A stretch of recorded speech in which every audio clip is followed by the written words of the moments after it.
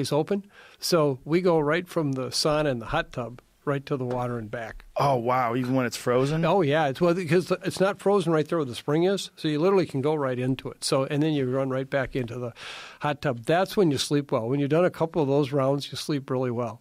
Yeah. Yeah, I would imagine. Your body's freaking out. Yeah, I love the sauna, but I haven't had any opportunity to jump into a lake right afterwards. Okay, well, we'll have to, no, just not any lake. You got to have an ice-covered lake. Yes. Yeah. Then you really got it. Yeah. That's the real feeling. Yeah.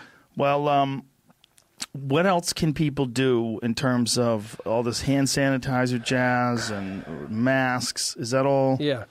The hand sanitizers actually are a great thing for stopping a lot of infectious diseases. They actually are really good. They're good for your hands, in terms of the skin. They kill the bad bugs. But the whole issue of using your hands touching your face that people all concentrate on, yes, the data is actually very weak that this kind of virus is going to be transmitted that way. So I wouldn't tell you to stop using hand sanitizers, but don't think it's going to have a big impact on this bug. Do you see that viral video that's going around of that woman who was giving the address at the behest of the White House? And she tells people not to touch their face and then immediately licks her finger and turns the page. That. Yeah, I saw that. Well, why is she telling people not to touch their faces? Because, the thought is that there are receptors around your eye right here that actually, for this virus, could get in and then get into your body. Mm-hmm. And, the data we have on this is so sparse to say that that's the case.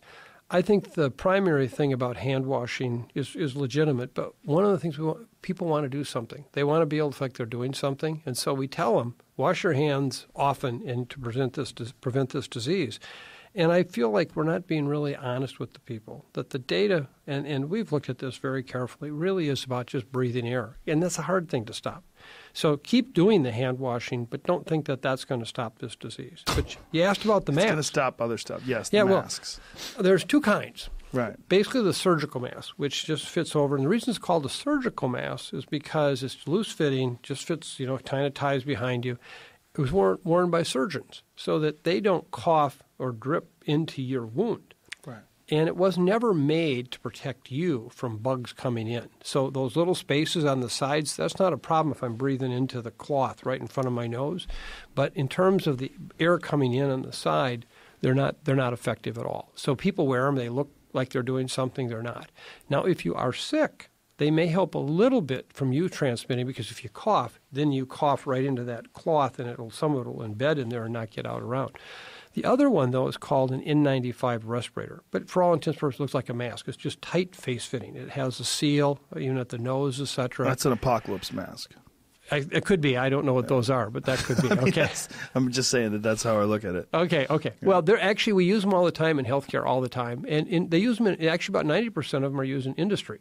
So when they're grinding things or asbestos, et cetera, they don't breathe in all these parts. So if we have one of those, that'll do something. They're very effective. The problem is we have a big shortage. Right now we have hospitals that are down to just a couple days worth of these masks, the respirators, and it's because we don't stockpile anything in this country. Hospitals don't have the money to do that. Those preppers right now are so excited. Yeah. All the preppers across the country. I knew it. I knew the day would come. Yeah, well, they are. They are. And peaches and this is really important, because how healthcare workers go is how the country, I think, will see where we're going. There have been over 4,000 healthcare workers in China who were infected, many of them on their job, and a number of them died.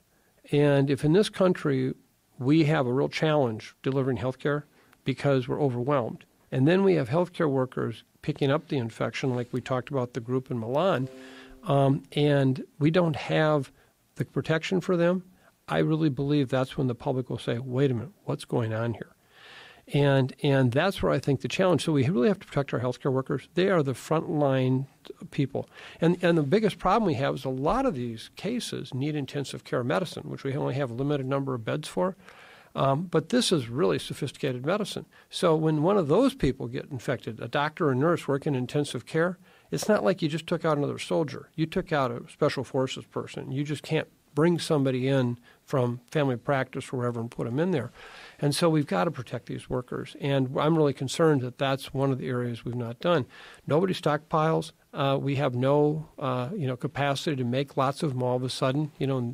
Prior to this event, the hospital purchasing agent would go online, click a button, send me 5,000 of these, and it would be there the next morning. Has anyone contacted you before this or since, in particular, and asked for your advice as to how they can better prepare?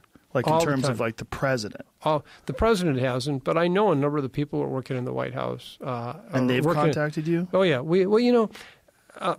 I've served roles in the last 5 presidential administrations. I worked for 2 Republican governors, 2 Democratic governors, as you appreciate, 1 independent wrestler I worked for, too, when he was governor, Jesse. Oh. And that's right. Yeah. And so, I've never had a partisan, I'm just a private in the Public Health Army. Right. And so I actually served as a science envoy for this administration in the State Department last year. I'm still in my full-time job at the university. And so I've never been, I'm there to give the best advice I can. And so I've talked to a lot of these people there at the CDC, at Health and Human Services, et cetera. So, yeah, we've given a lot of advice. And do you think there's anything that you could do now that could help them make sure that we don't have these shortages of masks and shortages of medicine and IV bags, and something that could be done to, you've laid out all these problems, and you laid it out in your book here that people can buy right now. Go pick it up on Amazon, right? Is there an audio version of it as well? There is. All right. Do you read it? The book? Yes. Yeah, the in fact, version? I have. I don't know. I don't read it myself. No, there's actually a really good voice. It's not mine. Well, it should be you, man. That drives me crazy. Someone else does it.